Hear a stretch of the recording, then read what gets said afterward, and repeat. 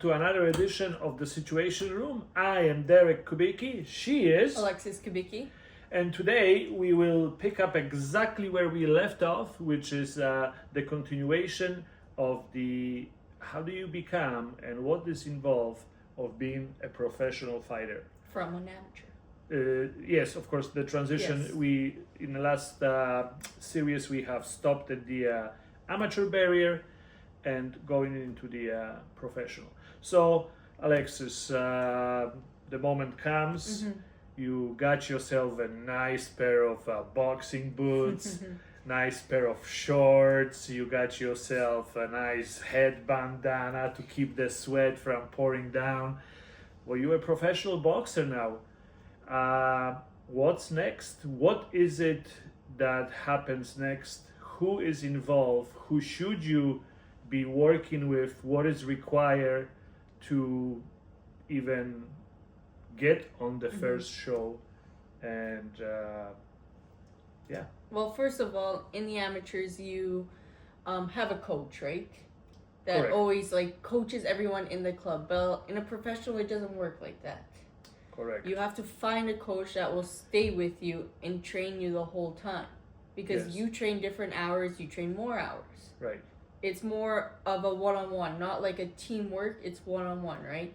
So, coach number one. Number one is the coach. I found a coach. Okay. What is it that I do next? You need to find a manager. Number two, manager. Now, what Manager. is the manager gonna do for me? So the manager is going to find you the correct fights and who you should be fighting and safety for you.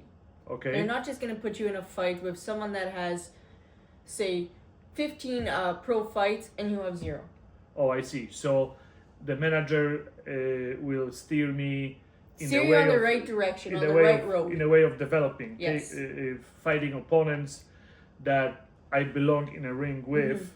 He will not put me in a ring with a killer, No, he won't. Oh. Maybe, but maybe he could. depending how good he is. Or No, it depends how good he thinks you are. I know, Right. but in other words, the development No, for sure, yeah. is taking place sort of similar as it was in an amateur, Yes.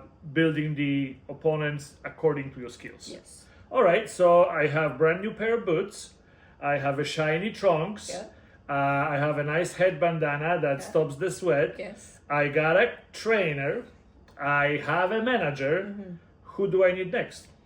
Well, you do and you don't right now. Mm-hmm. It could be the promoter. I see.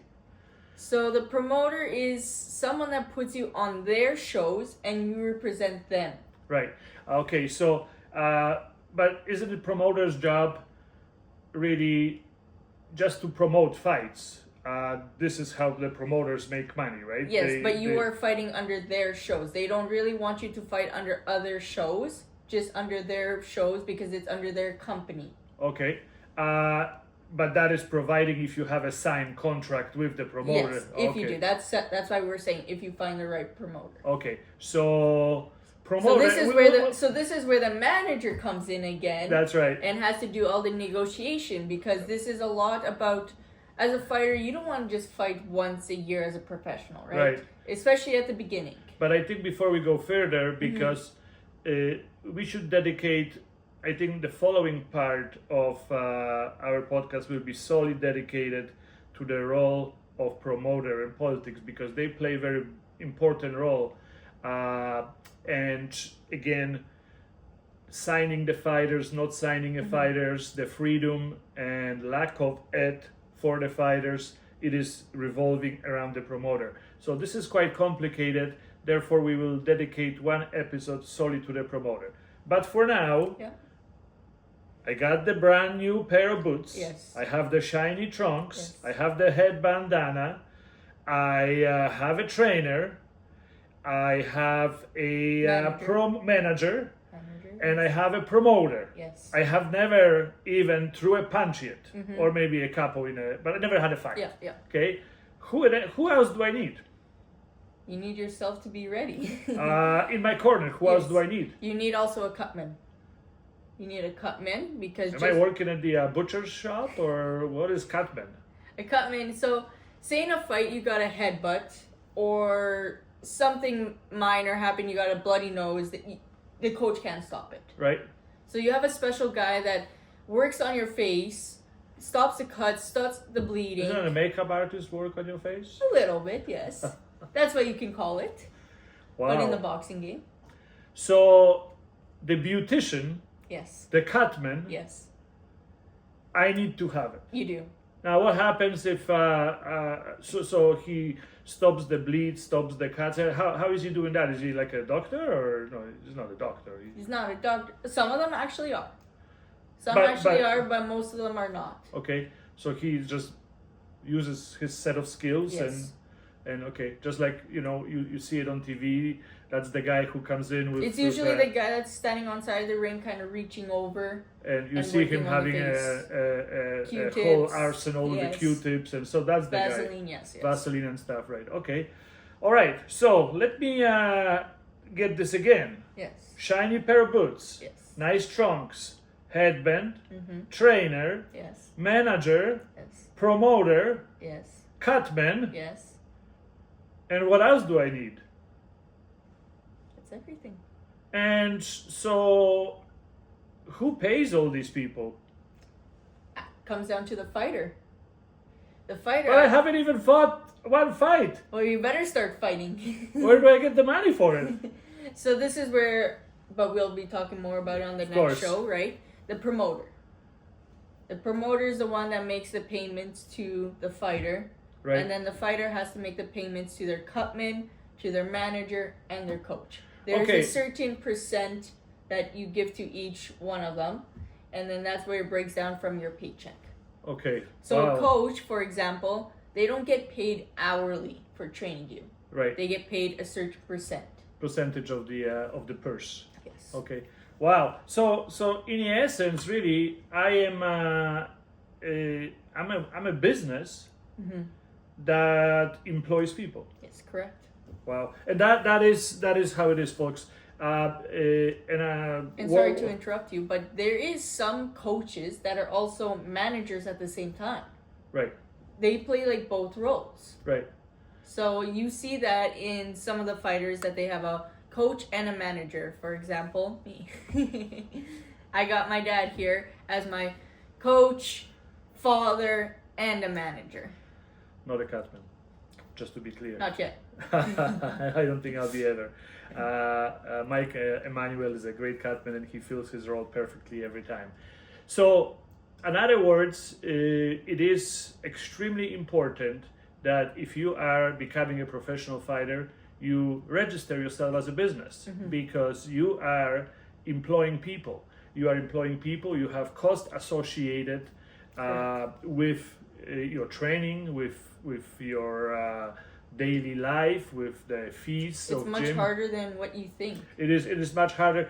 You becoming a business, you starting your own business, and just like any other business person or any other individual going into business, you are hoping to be successful and you are hoping to make money, because this is why we go into business to make money, to fulfill our certain dreams at the same time, to be independent, number of different things, but Right. working for ourselves. And at the same time, And not losing your team at the same time after a fight.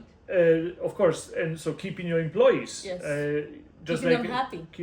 just like any other business, your business, it is only as good as the employees you have that are working for you or with you, and that is very important. And in a professional boxing where the human element comes to play, that is often very difficult to do, as people have different opinions, they see things different way, which And it often happens a lot. the team that, even though when we talk about professional boxing is an individual sport, but without the team that stands behind the fighter, it is virtually impossible to achieve any success, because it's impossible to do all of Right. those things yourself.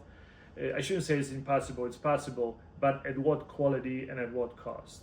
The fighter does the work inside the ring, which is all the action, But on the outside and when you're resting, it's your team behind you. Yes, so remember, fighters, if you're aspiring or if you are a professional fighter, surround yourself with people that will be there for you all the time. And what you trust. And people that you trust, because if you feel that you cannot trust people, and it's not just trusting them for 5 minutes. You have to trust them like for good, for Yes. that time being a part of your company. yes, and they are your employees in a way, and of course we're stretching this meeting because, but no, it's not. If you are providing them with payments, then of course that's how it is. But what is mostly important is this.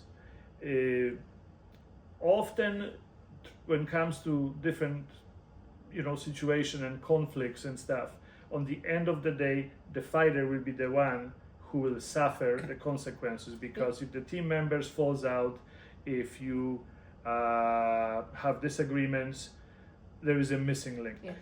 And of course, because of that, then you have to get someone else. Well, it isn't not that easy. so easy to get someone No. else who will fulfill that role, who will dedicate And understand and you. understand you and all that. So what happens then? Feeling unsure. Should I take this fight? My team I don't feel very good about it. Well, no, I better not. I push the And fight. this is how people actually lose their careers, because they lose their team and they can't fight because they don't feel 100%. They don't feel safe to get into that ring and perform at their highest. That's right, because they simply don't have the team behind them. So, and even when in professional boxing, we're going to talk about the finances. It is very important. I will quickly go back to having a dedicated people to you. When you're starting a boxing career, there is no money. No. You fight for nothing. Imagine this. You not only fight for nothing, you paying other people to hit you in the face. Yep. Which is unthinkable. But we will talk about this a little bit later. So the relationships you develop, and when you have an opportunity that you will reach the level where you will have meaningful fights, make sure you work with your team and you really remember what they have done for you. Yes. But I have to talk about something in the world of professional boxing. Number of years I never really paid that much attention, but you see it, that you see very often, and it's mainly fathers in the corner with their daughters and sons. Mm-hmm. And I always thought to myself, like, how is that? That why is this? There's no way that all of these people have been so. They have just have the coaching skills and this and that. So I kind of left that. And until when I became very much involved with your career, I understood why. And this is why. Because throughout the career of the athlete, throughout all the up and downs, throughout all of the disagreements that there may be in a team, throughout the moments where people are available or not available, there is very, very few that will stay with you and will take time off of work. Through with you. Or go through with you through up and downs, go and fly on the other side of the world because you have a fight, and then of course they have to leave their wife, kids at home, and all that, and that happens a number of times throughout the career, throughout the year. Mm-hmm. So therefore, fighters lost the members of the team. Now, how do you fix that? Well, this is exactly how. Your parent becomes parent for a second time. Yeah. They're not only a parent because they already are your parent, but they become the parent of your boxing career. And this is, they put their own ambitions, sacrifice, whatever they want to do to help and ensure that you have the continuation and everything that you need, does not stop. Yeah. So you will. So this is why we are seeing fighters as a trainers. Of course, something that we must understand over time. It doesn't happen overnight that they decide. Okay, they say, "Well, Coach Joe is no longer here. I'm going to be your trainer." No. They have to become. If they will do that, they'll become very detrimental to your team. They have to have an understanding. They have to educate themselves. They have to spend a number of years to, and in a way, they probably, without even knowing, they are preparing themselves to do that, even throughout the amateur career, because they're taking you to the fights, they're taking you to the training. So even if they were a non-boxing fan, by just like anything, by sitting and watching, we begin to learn, and then of course we want more, so we start watching on TV, we watch YouTube, and we seek the education, and then of course that helps us to transition. In my case, boxing was always a huge passion. I remember in communist Poland, boxing was a massive sport, and I remember my parents, who are the last people who were sports fans, but if there was boxing on TV, they watched boxing. They could name all the fighters, and so could rest of the country. And you spent some time in Poland, and you met some of the older people from that era, and of course that mentality still exists. So this is how we as parents become fighters and fulfill and take on that very important role of being the trainer. So we have assembled our team. Yes, we did. And we explain a little bit more about the position and the transition from why parents often become the trainers. I think that will be all for today. We will continue with the next episode about as to what happens next. Well, the team is assembled now. Then we get into the politics. Then we get to the politics. The next episode we talk about the very important role of the promoter, the relationships between managers and promoters, which are often very different. Exactly. Their interest is very different, and that's why the role of manager is very important. On the end of the day, it is for the good of everyone involved, the promoter, the manager, and the fighter, and finally the show that is put on for the viewers. The idea is that everyone comes to the table, sits down, fulfill all of their needs, and as a group they are able to provide a fantastic night of sports and entertainment to the fans itself. Because folks, there is no sports like it. There is no sport like professional boxing when it's Saturday night and the lights are down. The air is as thick as if you could come with a knife and you could cut it. It's extremely thick with anticipation. Everyone is on the edge of the seat. There is no sports like it. Sure. With that will take us to the next episode. Please hit the subscribe button, as this series will. This is it for today's edition of the Situation Room. Till next time. The mini series will continue. I'm the fighter. He's the subscriber.